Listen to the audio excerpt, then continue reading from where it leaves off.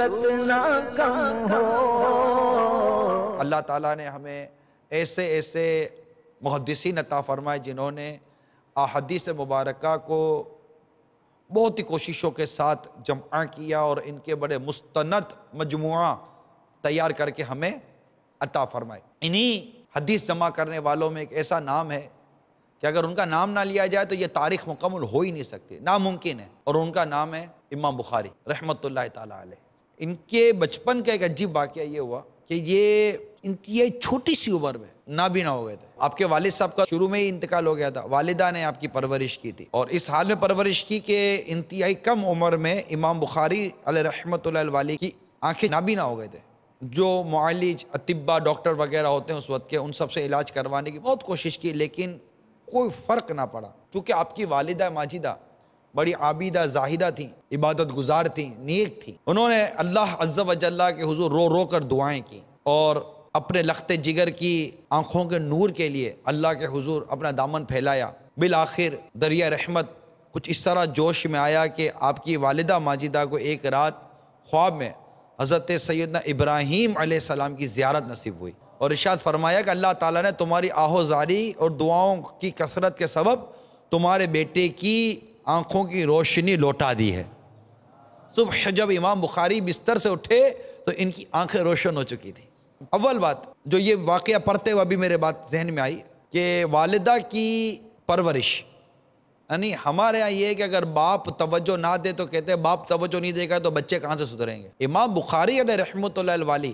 بلکہ اس طرح کے کئی بزرگ اور بھی گزرے، شاید آپ کے علم میں ہوگا، ان کے والد کا بچپن میں انتقال ہوا، والد کا سایہ اٹھ گیا، ماں نے پرورش کی، اور ماں نے اس انداز سے پرورش کی کہ ان کے بچے وقت کے بڑے بڑے امام بنے،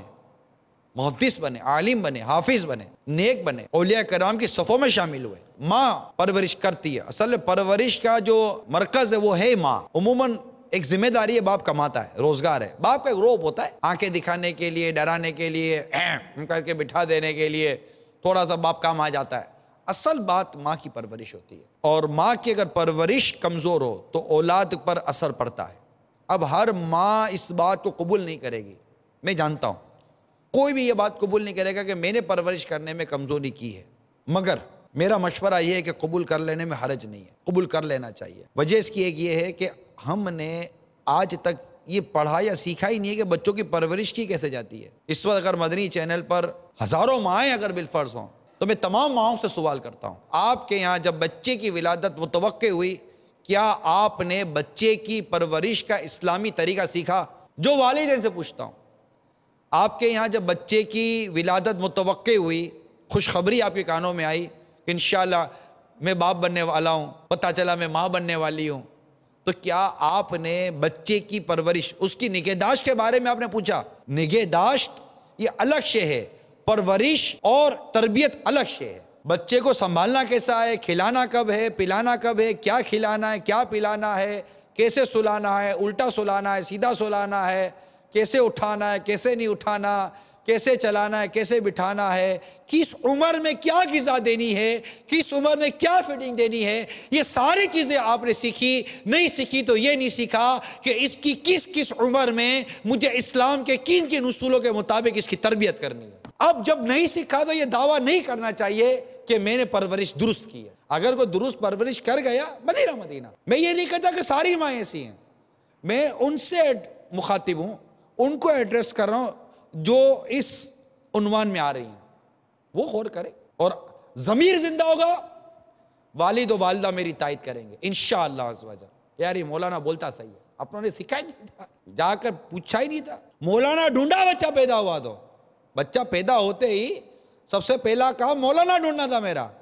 اذان دینے کے لیے، اس کی پرورش کے مدنی پھول لینے کے لیے نہیں۔ ایون کہ اس کا نام رکھتے وقت بھی میں نے نہیں سوچا کہ نام کا بھی تعلق کیا پرورش اور اس کی طبیعت پر ہے، روزگار کماتے وقت بھی یہ نہیں دیکھا کیا اس کا تعلق اس کی پرورش اور اس کی تربیت پر ہے، نہیں دیکھا۔ تو جب نہیں دیکھا تو اب یہ بات جو میں نے یہاں امام بخاری علیہ رحمۃ اللہ علیہ کے حوالے سے بیان کی کہ آپ کی والدہ ماجدہ نے آپ کی نگہداشت کی، آپ کی پرورش کی، اور خود عبادت گزار زاہدہ عابدہ تھی، ایسی زاہدہ عابدہ، ایسی نیک سیرت، ایک ایسی نیک طبیعت عورت تھی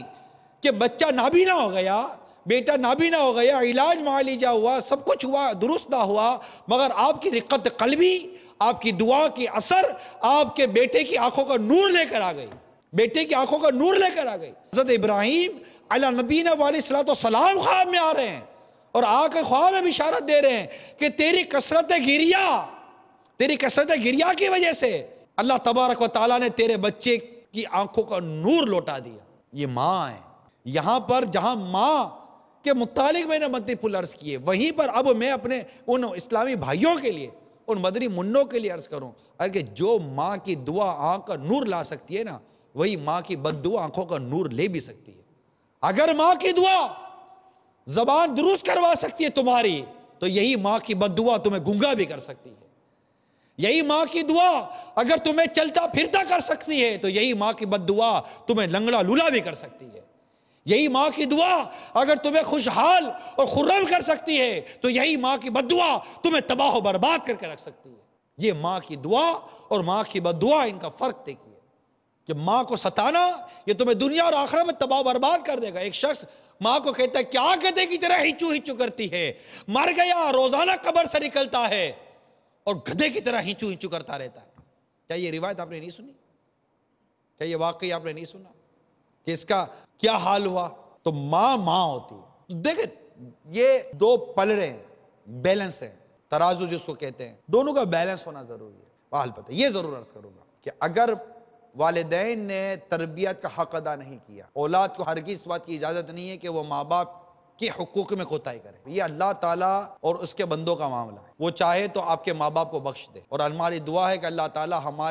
ہم تمام کے ماں باپ کو معاف کر دے۔ اللہ تعالیٰ ہمارے ماں باپ کو بلا حساب جنت میں داخلہ عطا فرمائے۔